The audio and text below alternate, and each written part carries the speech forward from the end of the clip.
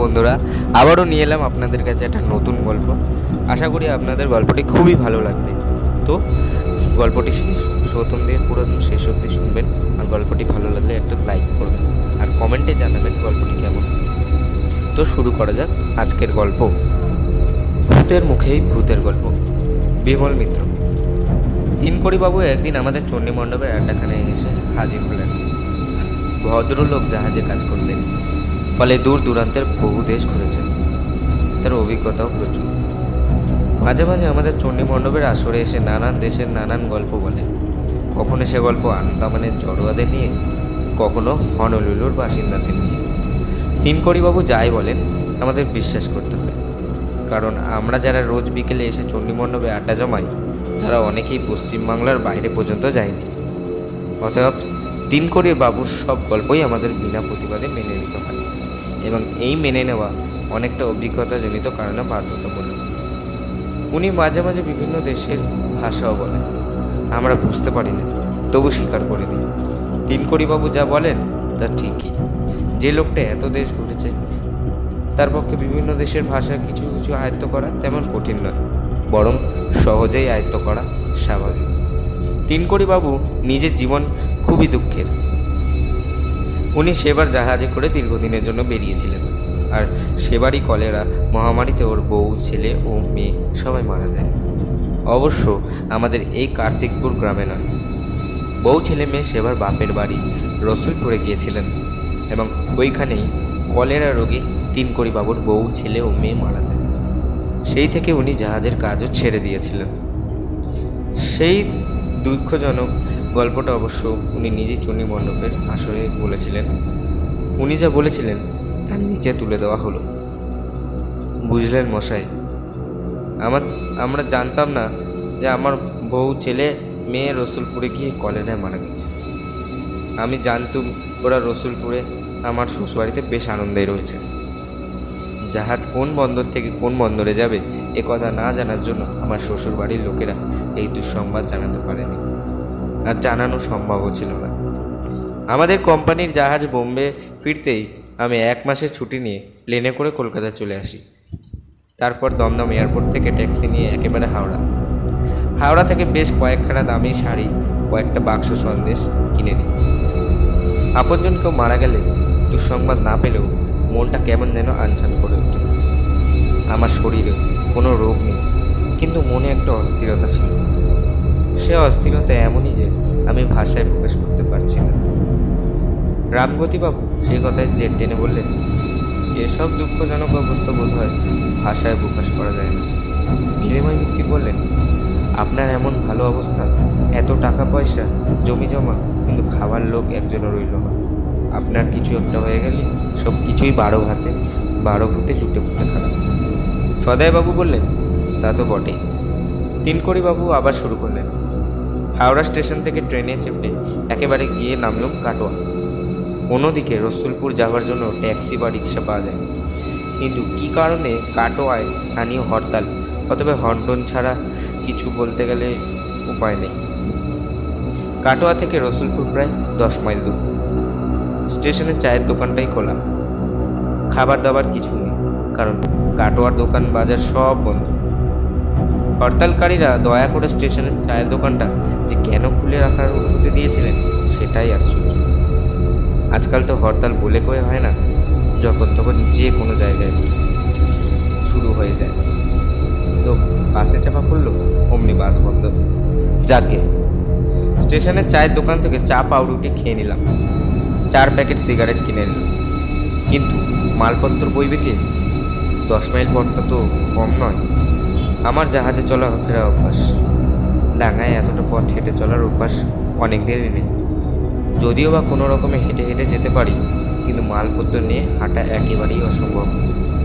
চায়ের দোকানদারি দয়া পরশ হয়ে একটা বিহারি লোককে ঠিক করে দিলেন। লোকটা রসুলপুরে পৌঁছে দেওয়ার জন্য 20 টাকা চাইল। শেষ পর্যন্ত রফা হলো 15 টাকায়। তাছাড়া আর উপায় কি? আমার শ্বশুরমশাই রসুলপুরের ডাক সাইডের জোরদার। জমিদার বাড়ির মতোই চক মিলানো বিরাট বাড়ি ছিল। সদর ফটকের বাঁ পাশে আবার হাতিশালাও আছে। বর্তমানে হাতি না থাকায় মাঝে মাঝে ওখানে 2-4 জন ভবঘুরে আশ্রয় নিয়ে থাকে। অতএব পুলির মাথায় মালপত্র চাপিয়ে হাঁটা পথেই রওনা হলো। রসুলপুরের আগের গা গয়ারামপুর।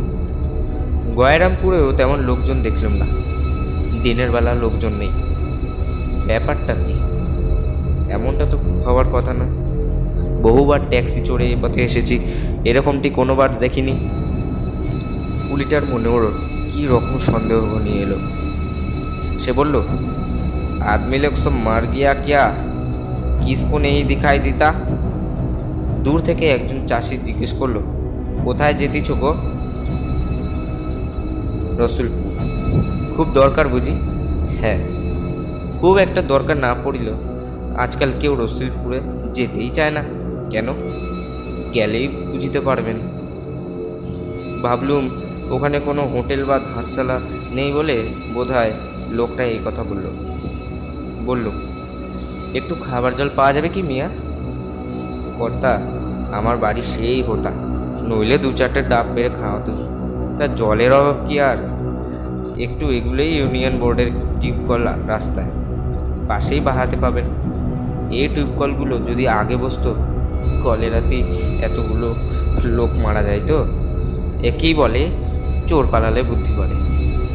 এখানে বুঝি কলেরা হয়েছিল? কি আর বলবো, এ কলেরা রোগেই বহু লোক মারা গিয়েছে। এতক্ষণে বোঝা গেল গয়ারামপুরের রাস্তাঘাট এত ফাঁকা কেন। কিছুটা এগুতেই বা হাতে একটা টিউবওয়েল পাওয়া গেল। অত পেট পুড়ে বা প্রাণ ভরেই জল খাওয়া হলো। তারপর চলা শুরু। রসুলপুরে পৌঁছাতে প্রায় সন্ধে হয়ে গেল, কিন্তু দোকানপাট বন্ধ কেন? এখানেও হরতাল নাকি? পুলি বলল, বাবুজি ডাল মে কুছ কালা মালুম হতা হ্যাঁ। আরে কোনো ভাবনা নেই, এখানে আমার শ্বশুর বাড়ি। তারা জমিদার যতই হরতাল হোক, খাওয়া দাওয়ার কোনো অভাব হবে না। তুই আজ এই রাতটা খেয়ে দিয়ে বিশ্রাম নিবি, কাল সকালে চলে যাস। সে বা ঠিক হে জি, বহুত থাক গিয়া, কিতনা দূর। বেশ কিছুটা এগুতেই আমার শ্বশুর বাড়ি। সদরে বিরাট ফটক, কিন্তু অন্ধকার কেন? এত বড় বাড়িটা অন্ধকারের মধ্যে যেন কেমন ভয়াবহ লাগছে। বাড়িতে লোকজন তো আর কম নেই, অথচ কোনো চিৎকার চেঁচামেচি কিচ্ছু নেই। সদর ফটক দিয়ে ঢুকতেই বা হাতে বৈঠকখানা ঘর। ফটকে সেই গালপাট্টা গফু দারোয়ানা বা কোথায়? দূরে পেঁচার ডাক, মনে হয় শেয়ালও ডাকছে। খুব ভয় ভয় লাগতে লাগলো। বৈঠকখানার পাশেই নায়েবের ঘর। বৈঠকখানার দরজাও হাট করে খোলা।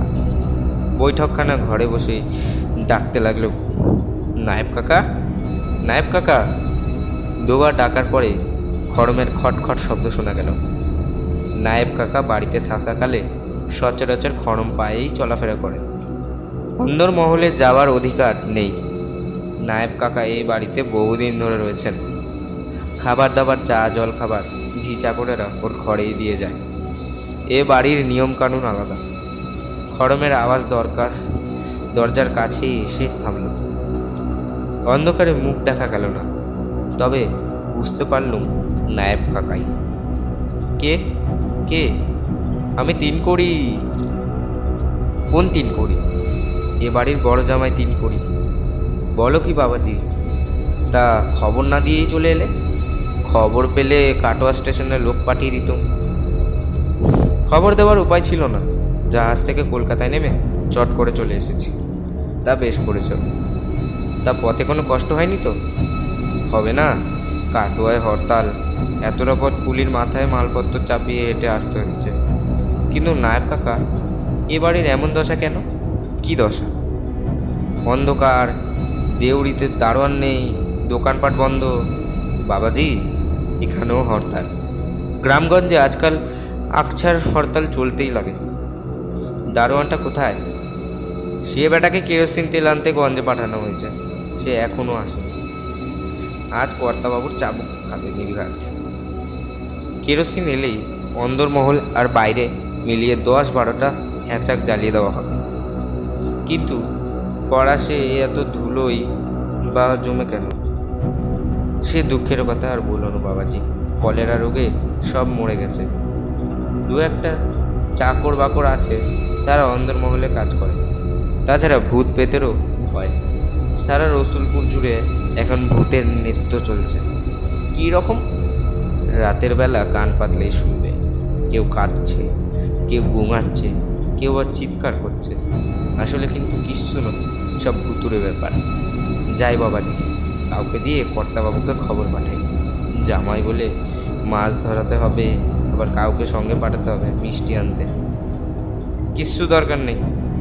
তা কি হয় বাবাজি, এ বাড়ির নিয়মকানুন বলে কথা। ভুল ত্রুটি হলে কর্তাবাবু আমাকেই হাতারে মারবে। যাই, একটা অন্তত বাতি জ্বালাবার ব্যবস্থা করি। গরম পায়ে খটখটিয়ে মেয়েলি গলায় কলকার কলি শোনা গেল। সব কথা শোনা না গেলেও কয়েকটা কথা বেশ স্পষ্ট শুনতে পেল। ওরে জামাই এসেছে। মুখ্যদায় বাবা বা গেল কোথায়? জামাইয়ের ঘর ঠিক কর আগে। এতদূর থেকে বেচারা ক্লান্ত হয়ে এসেছে। এ বাতি চাল, এই ক্ষান্ত রঘুটাকে খবর দে, মাছ একটা রাতে ধরা, কি যে কাণ্ড। সব কথাগুলোই টুকরো টুকরো হয়ে ভেসে আসছিল অন্দরমহল থেকে। দেশটায় ছাতি ফেটে যাচ্ছে, এখনও কেউ ডাকতে আসছে না। হঠাৎ দেখলুম বাইরের দরজার কাছে জটা জুটোধারী ছায়ামূর্তি, কোনো সন্ন্যাসী হবে। হয়তো রাতের বেলা এখানে থাকবে বলে আশ্রয় চাইছে। চাল ডাল দিলে নিজে রেঁধে খাবে, আবার চলে যাবে। আপনি? আমি সন্ন্যাসী বাবা। কাল রাত থেকে হাতিশালায় রয়েছি, আজ ভোর রাতেই চলে যাব। আর তুমি কে? আমি এবারের বড় জামাই, কিছুক্ষণ আগে এসেছি। এটা আমার শ্বশুর বাড়ি। বাড়ির কারোর সঙ্গে দেখা হয়েছে? কিছুক্ষণ আগে নায়েব কাকা এসেছিলেন, তিনি অন্দরে খবর দিয়েছেন নিশ্চয়। অন্দর থেকে সাড়াও পেয়েছি, যদিও এখনও কেউ আসেনি। বাবাজি, আর এক মুহূর্ত এখানে দেরি না করে পালিয়ে যাও। কেন? এখানে থাকলে আর জ্যান্ত ফিরে যেতে পারবে না। কেন? এসব কি বলছেন? এখানে আমার ছেলে মেয়ে বউ রয়েছে, তাদের ফেলে রেখে যাব? শোনো বাবা, তারা কেউ বেঁচে নেই। এবাড়ির কেউ বেঁচে নেই। কলেরা রোগে রসুলপুরটাই উজাড় হয়ে গেছে বাবা। কিন্তু আমি যে কিছুক্ষণ আগে নায়েব কাকার সঙ্গে কথা বললুম, তিনিও বেঁচে নেই। নায়েব কাকার ভূতের সঙ্গে এতক্ষণ কথা বলেছ। যদি প্রাণ বাঁচাতে চাও ভালো, আবার সেটাই কাটোয়া যেতে হবে। আবার সেই কাটোয়া, এখন আর কাটোয়া যেতে পারবে না। 1.5 মাইল দূরের গঞ্জে চলে গিয়ে কোনো দোকানে রাত কাটিয়ে ওরা কেউ এসে যাতে তোমাকে ভুলিয়ে অন্দরে না নিয়ে যেতে পারে, সেই জন্যই আমি এখানে এসে দাঁড়িয়েছি। কিন্তু আপনার কথা যে সত্যি, তার প্রমাণ কি? গঞ্জে গিয়ে কয়েকজন বড় বড় ব্যবসায়ীকে জিজ্ঞেস করলেই বুঝতে পারবে। আর দেরি করো না বাবা। অন্দরমহল থেকে আবার মেয়েলি খিলখিল হাসি শোনা গেল। হাসির ধরনটা অদ্ভুত, সারা গায়ে শিহরণ জাগিয়ে দেয়। কুলিটা বলল, বাবু ডাল মে কুছ কালা মালুম হতা হে, জলদি চালিয়ে। হতে হবে বেরিয়ে এসে দৌড়িতে হলো। কুলিটাও মাথায় মোট নিয়ে ছুটল, বলতে গেলে প্রাণের ভয়। পেছন থেকে কোলাহল শোনা গেল, ধর ধর, জামাই যে পালিয়ে গেল, ধর। গঞ্জে এসেই থামলুম আমরা। শেঠ সীতারাম দাসের বাড়িতে আশ্রয় পেলেন সে রাতের মতো।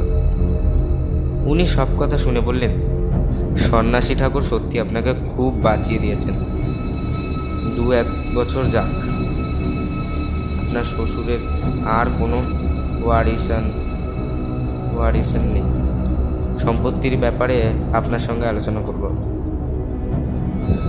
পরদিন উনি ওনার গাড়িতে কাটোয়া স্টেশনে পৌঁছে দেন, তাই সে যাত্রায় বেঁচে গিয়েছে। সন্ন্যাসী ঠাকুর ওভাবে সাহায্য না করলে আমাকে আর আপনারা দেখতে পেতেন। গল্পটা আগেই শেষ হলে ভালো হতো, কিন্তু শেষ হলো আর কিছুক্ষণ পর। কয়েকদিন ধরে তিনকড়িবাবু চণ্ডী মণ্ডপে আসছেন না। রামগতিবাবু বললেন, ভদ্রলোক একা বাড়িতে রয়েছেন, অসুখ বিসুখ করল না তো? চলুন একবার সবাই খোঁজ করেই আসি। সদাইবাবু বললেন, সেই ভালো। অমন বড় লোককে হাতে রাখা দরকার। শ্বশুরের সম্পত্তি উনিই পাবেন। চাই কি চণ্ডীমণ্ডপ, মন্দির, এমনকি গায়ে একটা হাসপাতালও উনি ইচ্ছে করলে করে দিতে পারেন। পায়ে হেঁটেই রওনা হলাম আমরা। 3 থেকে 4 মাইল দূরে তিনকড়ি বাবুর বাড়ি, কিন্তু গেট দিয়ে ঢুকে মনে হলো বাড়ি অনেক দিন কেউ থাকে না। সামনের ঘরের দরজায় বিরাট দুটো তালা লাগানো, সে তালায় জং ধরে গেছে, চারিদিকে ঝোপ ঝাড় আর আগাছা। তবু আমরা ডাকলুম, তিনকড়ি বাবু, তিনকড়ি বাবু বাড়ি আছেন? কিন্তু বারান্দায় ধুলো মাখানো একটা খাম পাওয়া গেল। খামটি বন্ধ। চিঠিখানা জাহাজ কোম্পানি থেকেই এসেছে, ডাকঘরের সিল 2 মাস আগে। পিয়ন যথারীতি বিল করে গেছে। রামগতিবাবু জিজ্ঞেস করলেন, চিঠিখানা খুলব? আমরা সবাই বললেন, খুলুন। রামগতিবাবু চিঠিখানা খুললেন। জাহাজ কোম্পানি থেকে চিঠিখানা এসেছে। চিঠিখানা তিনকড়ি বাবুর স্ত্রীর উদ্দেশ্যে লেখা, ইংরেজিতে টাইপ করা চিঠি। ওরা জানিয়েছেন, এডেন বন্দরে গাড়ি করে ঘোরাঘুরি করার সময় তিনকড়ি বাবু মোটর দুর্ঘটনায় মারা যান 1 সপ্তাহ আগে। কোম্পানি অত্যন্ত দুঃখের সঙ্গে জানাচ্ছেন, আর তিনকড়ি বাবু কোম্পানির কাছে প্রেসিডেন্ট ফান্ড বা গ্র্যাচুইটি মিলিয়ে 1.5 লাখ টাকা পাবেন। ম্যাডাম যথাযথ পরিচয় দিয়ে সেই টাকাটা তুলে নিতে পারেন। সদাইবাবু জিজ্ঞেস করলেন, যে তিনকড়িবাবু চণ্ডীমণ্ডপে এসে দেশ বিদেশের গল্প বলেছেন, এমনকি কদিন আগেও তার শ্বশুর বাড়ির ভূতের গল্প বলেছেন, তিনি তবে কে? রামগতিবাবু বললেন, তিনি ভূত হয়ে নিজেই ভূতের গল্প বললেন। হ্যাঁ, তিনি ভূত হয়ে নিজের গল্প বলে গেলেন। তো নমস্কার বন্ধুরা, আজকে এইটুকুই। আর গল্পটি ভালো লাগলে প্লিজ একটা লাইক করবেন, আর যদি চ্যানেলে নতুন হন সাবস্ক্রাইব করবেন। সাবস্ক্রাইব করার পর পাশে থাকা বেল আইকনটি টিপে দেবেন, তাহলে আমাদের নতুন ভিডিও আসলে আপনারা সবার আগে পেয়ে যাবেন। আর গল্পে কিছু ভুল ত্রুটি হলে ক্ষমা করে দেবেন।